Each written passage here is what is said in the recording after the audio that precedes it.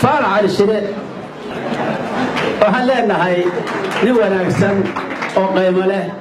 oo ummadda uu la joogo ay jecel yihiin buu ahaa waxaan leenahay horta annagu doorashada haddaan culimada nahay ma lihin dadweynuhuna ma laha reer puntland waxay samaysteen 66 nin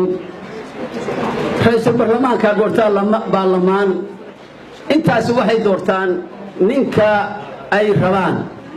waxaan leenahay haddii rag ku soo baxaya baarlamaanka ay jiraan haddii ay jiraan dadweyne oo hadal geysan kara hadday yihiin isimada hadday yihiin nabadoonnada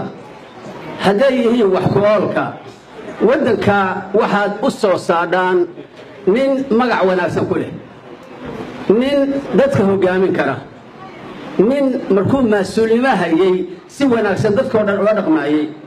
waxaan leenahay dadkaas haddii aad wuxuu yidhi low ninkii isku dhuftay isagaa u dhutiya haddaad intaa raggi ku wareegtaan aad tidhahayn kanaa lacag badan kanaa aftahansan kanaa yurub iyo meel ka yimi sidaa ha u samaynina waxaad u samaysaan dadweynow waa ammaano baashaan waa ammaano ninka ka bixi kara oo wanaagga wax ku hoggaamin kara oo talada wanaagsan oo dalka aan ceebta ku lahayn oo ummadda aan dhicin ninkaa ha lagu soo saaro soo ballan qaadi maysaan maasha allah ballan ii qaada hadda gacanta wada taaga maasha allah ballankaasi waxa weeye ninka dadka ugu wanaagsan yaan qoys yaan lagu dooran